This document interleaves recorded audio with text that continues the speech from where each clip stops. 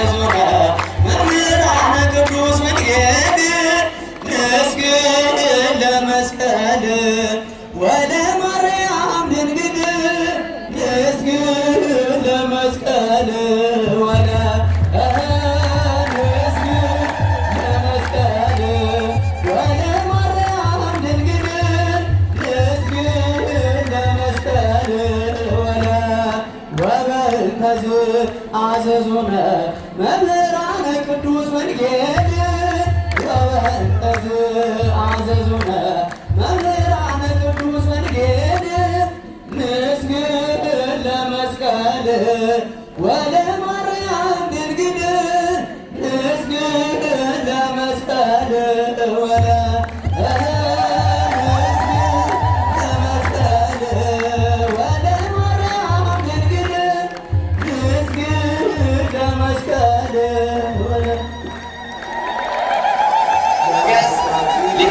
እንዲሰበሰቡ መመሪያ አስተላለፈ። መመሪያውን አክብረው ከሚያዝያ ጀምሮ ከሩቅ ከተለያየ አቅጣጫ ያሉ ሊቃውንት ተጠራርተው ዛሬ ሁሉም የተሰበሰቡበት ዕለት በመሆኑ ብዙኃን ማርያም በመባል ይታወቃል።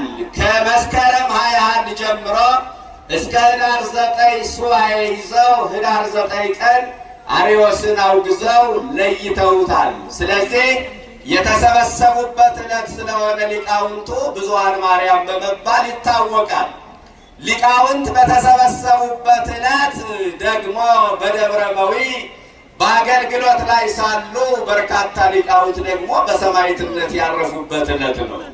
የሊቃውንቱ በረከት ይደርብን። መስቀል መልዕልተ ኩሉ ነገር፣ መስቀል ከነገር ሁሉ በላይ ነው። ተናጋሪው ኢትዮጵያዊው ደራሲ የዜማ አባት ሰርጎ ቤተ ክርስቲያን፣ የቤተ ክርስቲያኒቱ ጌጥ፣ የተዋህዶ ድምቀት፣ የኢትዮጵያ ቤተ ክርስቲያን ውበት ቅዱስ ያሬድ በድጓው የተናገረው ኃይለ ቃል ነው። እንደምታውቁት በወርሃ መስከረም ነገረ መስቀሉ የሚዘከርበት ወር ነው። መስከረም 10 ቀን የጌታችን መስቀል ኢትዮጵያ ገብቷል። መስከረም 16 የመስቀል ደመራ በዓልን አክብረናል። መስከረም 17 ቅድስት እሌኒ መስቀሉን ለማውጣት ቁፋሮ ያስጀመረችበት ዕለት መሆኑን አስበናል፣ አክብረናል። መስከረም 21 ዛሬ ደግሞ በግሸን አምባ የጌታችን መስቀል አርፏል። ወርሃ መስከረም በመስቀል ያሸበረቀ ወር ነው። በቅዱስ ያሬድ የመዝሙር አከፋፈል ስርዓት ደግሞ ከመስከረም 17 እስከ መስከረም 25 ሰሙነ መስቀል የመስቀል ሳምንት በመባል ይታወቃል። ለዚህ ነው ኃይለ ቃሉ የተመረጠው። መስቀል ከነገር ሁሉ በላይ ነው አለ ሊቁ። ስለ ሁለት ነገር ነግሮናል። አንደኛ መከራ ክርስቶስን ለመግለጥ ፈልጎ መስቀል ከነገር ሁሉ በላይ ነው አለ። የጌታችን መከራ መስቀል ይባላል።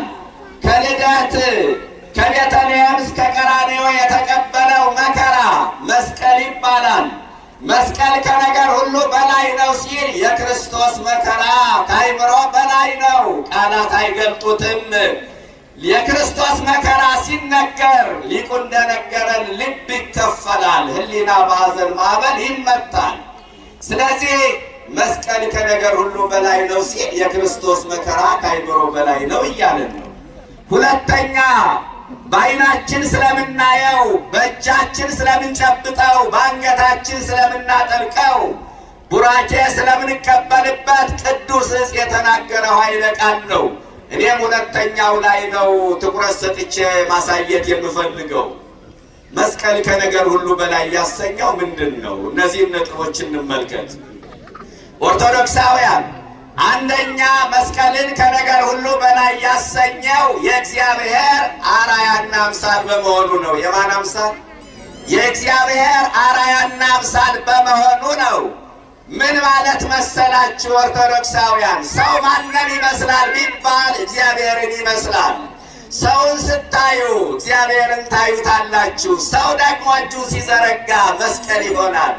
ስለዚህ መስቀል የእግዚአብሔር አርአያና አምሳል ነው። ምን ማለት ነው? አስተውሉ ኦርቶዶክሳውያን። ሰው በእግዚአብሔር አርአያና አምሳል ከተፈጠረ፣ ሰው ደግሞ እጁ ሲዘረጋ መስቀል ከሆነ መስቀል የእግዚአብሔር አርአያና አምሳል ይባላል።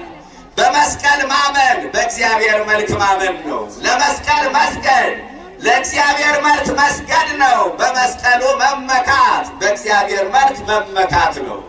መስቀልን ከነገር ሁሉ በላይ ያሰኘው አንደኛው ይሄ ነው፣ የእግዚአብሔር አርአያና አምሳል በመሆኑ። ሁለተኛ መስቀልን ከነገር ሁሉ በላይ ያሰኘው የሱራፌልና የኪሩቤል አርአያቸውና መልካቸው በመሆኑ ነው።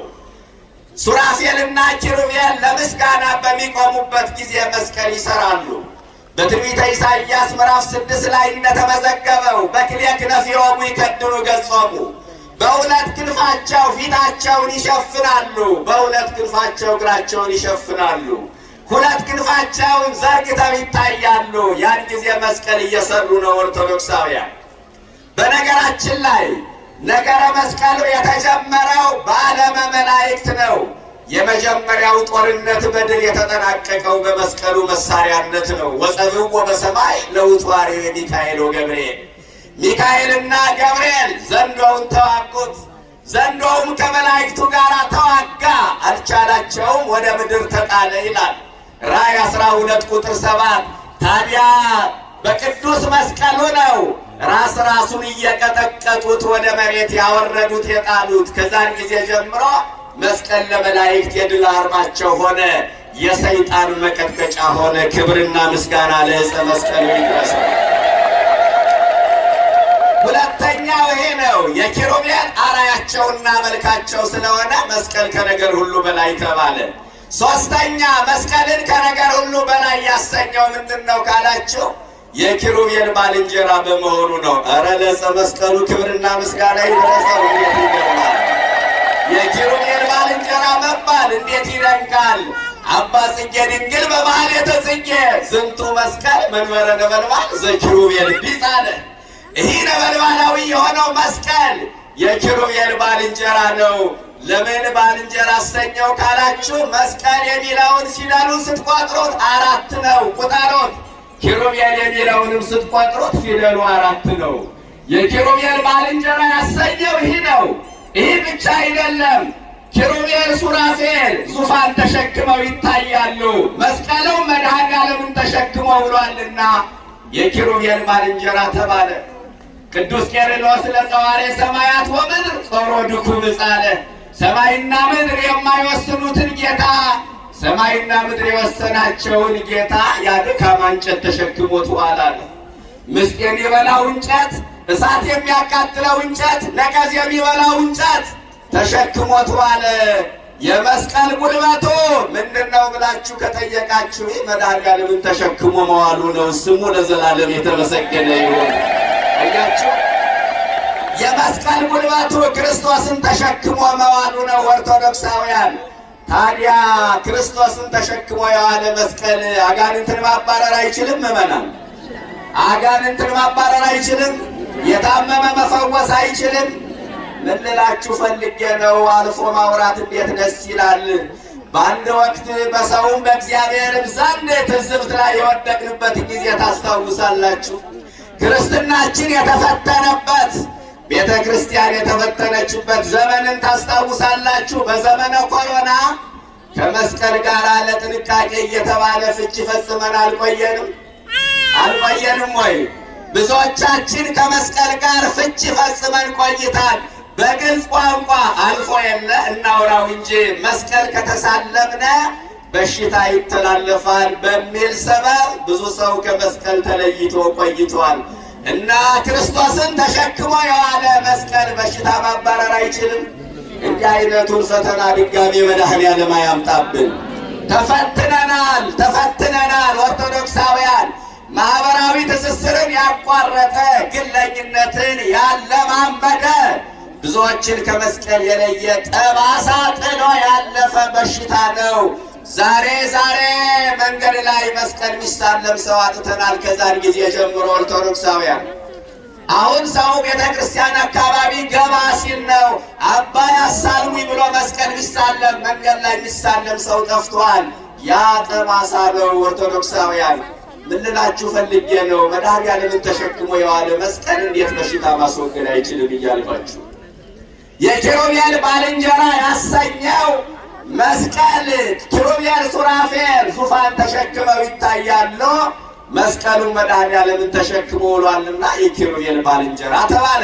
አራተኛ መስቀልን ከነገር ሁሉ በላይ ያሰኘው ምንድነው ካላችሁ፣ ያለ መስቀል የሚፈጸም ስርዓት አምልኮ በይሽ ቤተ ክርስቲያን ስለሌለ ነው። ሰዓታቱም ምን በለው ኪዳኑም ማህሌቱም ቅዳሴውም ቁርባኑም ክህነቱም ሰባቱ ምስጢራተ ቤተ ክርስቲያን ያለ መስቀል መከናወን አይችሉም። እናንተ ከነዋየ ቅዱሳት እንደ መስቀል ከሰው እንደ እመቤታችን የከበረ የለም። ክብርና ምስጋና ይድረሳችሁ። መስቀልን ከነገር ሁሉ በላይ ያሰኘው አራተኛው ይህ ነው። አምስተኛው ቅዱስ ያሬድ ከኋላ እየተናገረ የመጣ ነገር አለ። ስለ መስቀሉ ተናግሮ ነው ቋንቋ ቢያጥረው መስቀል መልዕልተ ኩሉ ነገር ያለው። ወደኋላ ምን አለ? ዘምስለ ያዕቆብ ነገደ፣ ከያዕቆብ ጋር ተሰደደ። ወምስለ ዮሴፍ ተሰይጠ፣ ከዮሴፍ ጋር ተሸጠ። ወምስለ አብርሃም ታረከ፣ ከአብርሃም ጋር ወዳጅነትን ፈጠረ ካለ በኋላ ወበመስቀሉ አርሃው ገነት አለ። በመስቀሉ ገነትን ከፈተ። መስቀልን ከነገር ሁሉ በላይ ነው ያልነው ገነት የተከፈተበት ስለሆነ ነው። ወበመስቀሉ ሰደደ አጋንንተ አለ ሊቁ። ቀጠለና በመስቀሉ አጋንንትን አባረረ አለ። ዛሬም ጋኔን ያደረበት ሰው መስቀሉ ሲያርፍበት ተቃጠልኩ እያለ ይወጣል። ወበመስቀሉ ገብረ መድኃኒተ፣ በመስቀሉ መድኃኒትን አደረገ አለ። ዓለም የዳነበት ረቂቃን አጋንንት ድል የተነሱበት የዓለም ሰላም የታወጀበት ጥል የተገደለበት ስለሆነ መስቀል ከነገር ሁሉ በላይ ተባለ። መስቀል ከነገር ሁሉ በላይ ስለሆነ መስቀል ኃይላችን ነው አልነ። ኃይለ እግዚአብሔር ተፈጽሞበታልና መስቀል ከነገር ሁሉ በላይ ስለሆነ ጽናችን ነው አልነ። ሰማዕታትን ለደም፣ ጻድቃንን ለገዳም፣ ሊቃውንትን ለድርሰት፣ ካህናትን ለአገልግሎት፣ ሐዋርያትን ለስብከት፣ ምዕመናንን ለጸሎት የሚያበረታ የሚያተጋ መስቀሉ ነውና መስቀል ከነገር ሁሉ በላይ ስለሆነ ቤዛችን ነው አለ። ዲያብሎስ ሙቶበታልና ሰው አዲስ ፍጥረት ሆኖበታልና። ይገርማል። ጠላትን ያጠፋንበት ኃይላችን፣ ገነትን የከፈትንበት ቁልፋችን፣ ሥጋ ወደሙን የፈተትንበት ማዕዳችን ነው መስቀሉ። ኦርቶዶክሳውያን ከዛ ሊቁ ቀጠለና መስቀል ብሂል ዕፀ ሕይወት ብሂል አለ። ኧረ ምን ለማለት ፈልጎ ነው? መስቀል ማለት ዕፀ ሕይወት ማለት ነው። ደግሞ ሲተረጉመው መስቀል ብሂል ዕፀ ሕይወት ብሂል፣ መስቀል ማለት ዕፀ ሕይወት ማለት ነው። ከዕፀ ሕይወት 4 ወንዞች ይፈልቃሉ። ስንት ወንዝ ይፈልቃል? 4 ወንዝ ይፈልቃል። የማር ወንዝ፣ የወተት ወንዝ፣ የወይን ወንዝና የዘይት ወንዝ ይፈልቃልና አባ ዘጊዮርጊስ ዘጋስጫ 4 ወንዝ ኢየሱስ ክርስቶስ ነው አለ ሲተረጉመው። 4 ወንዝ ኢየሱስ ክርስቶስ ነው። የዘይት ወንዝ ኢየሱስ ክርስቶስ ነው። ዘይት የተቀባ ዕቃ ዝገትን ይከላከላል።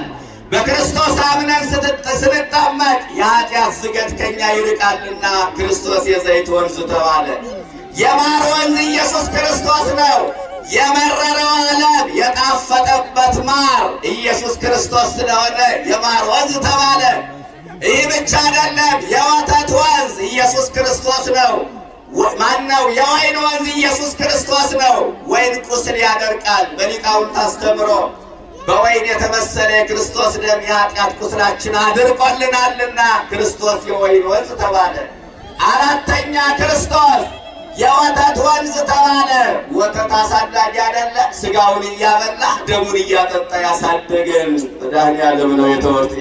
ኦርቶዶክሳውያን ኢየሱስ ክርስቶስ ነው። ስለዚህ መስቀል ብሂል ዕፀ ሕይወት ብሂል አለ። መስቀል ማለት ዕፀ ሕይወት ማለት ነው።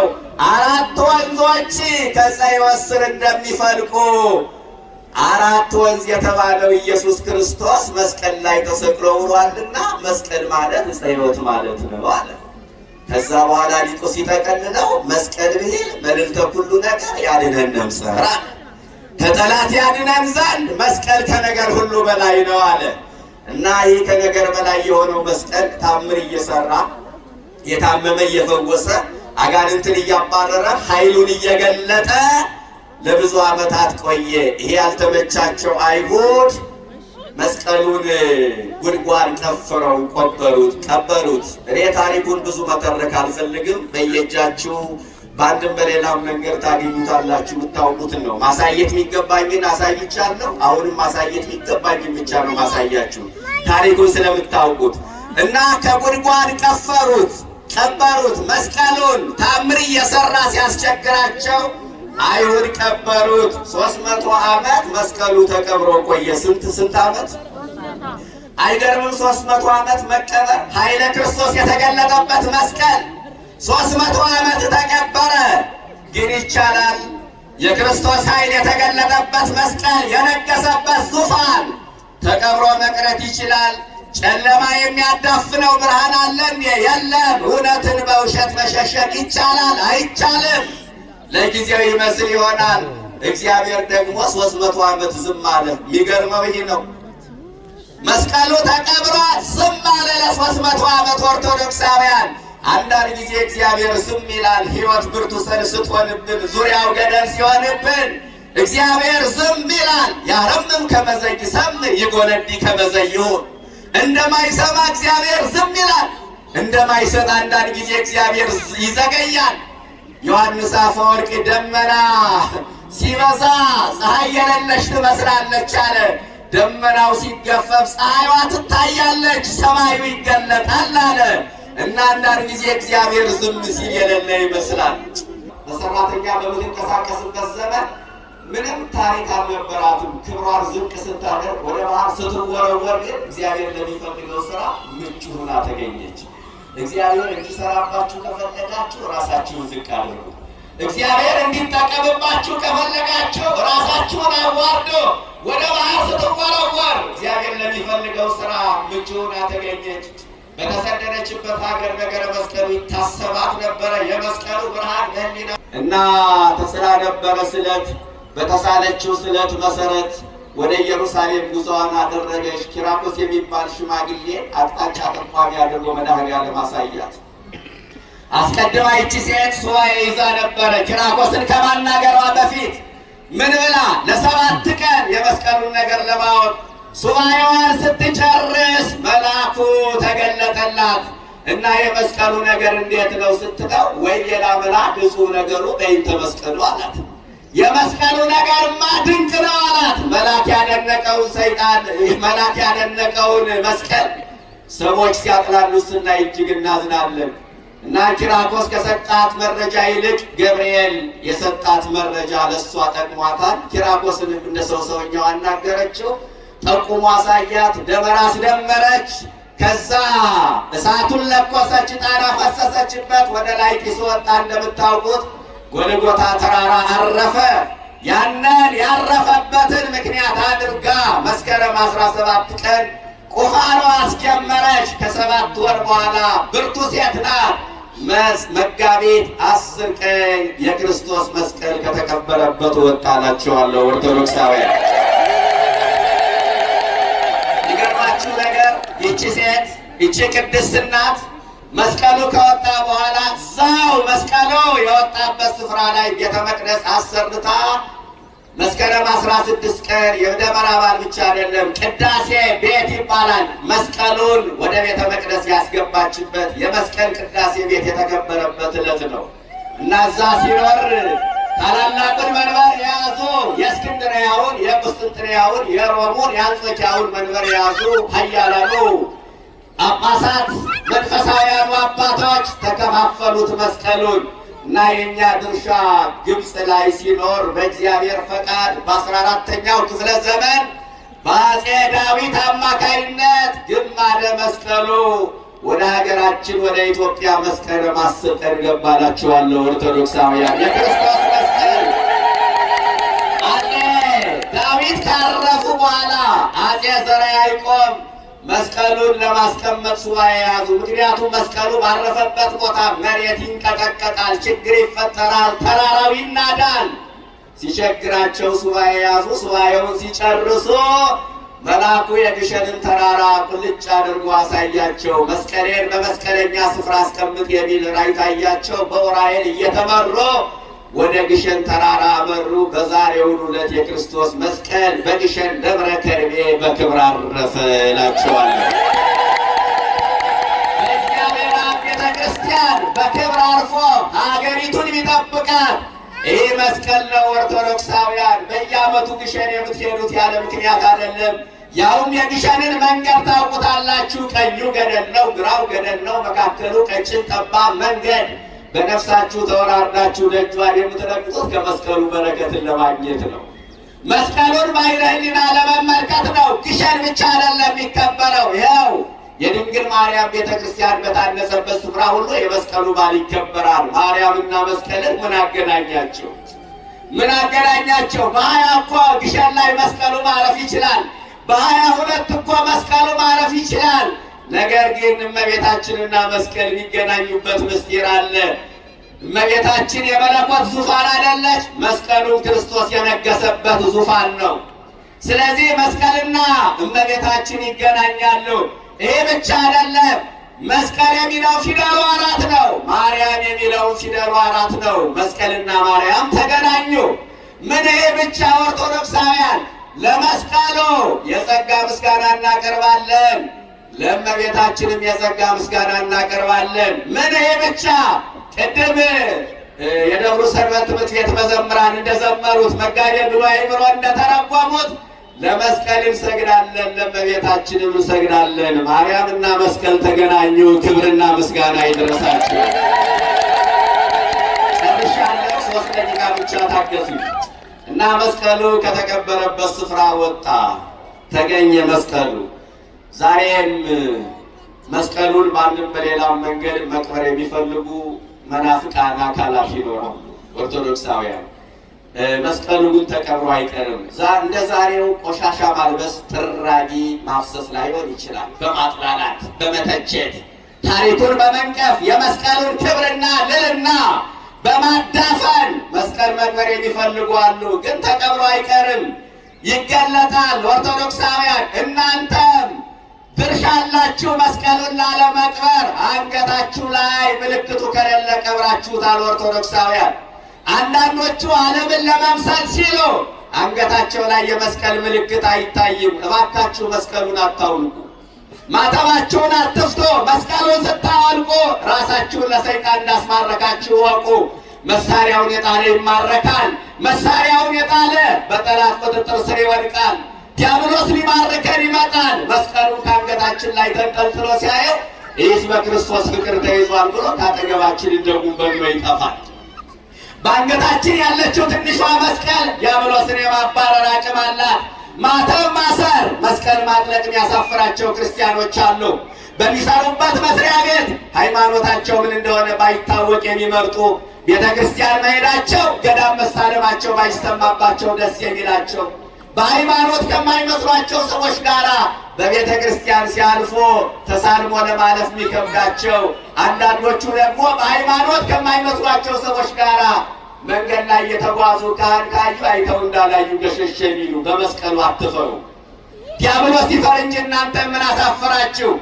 አንዳንድ ግሮሰሪ ላይ ታስታውሳላችሁ። አንዳንዶቹ የእኛ ኦርቶዶክሳውያን በሃይማኖት ከማይመስሏቸው ሰዎች ጋር ሲገናኙ በስማም ብለው አቡነ ዘበሰማያት ደግመው አማትበው ለመብላት ይቸገራሉ፣ ኋላ ቀር ላለመባል። ይሄ ነውር ነው። በእናንተ ዘንድ አይደረግ። ጀግኖቹ ለማተባቸው ሲሉ ተሰውተዋል። ለመስቀላቸው ሲሉ ሰማዕትነትን ተቀብለዋል።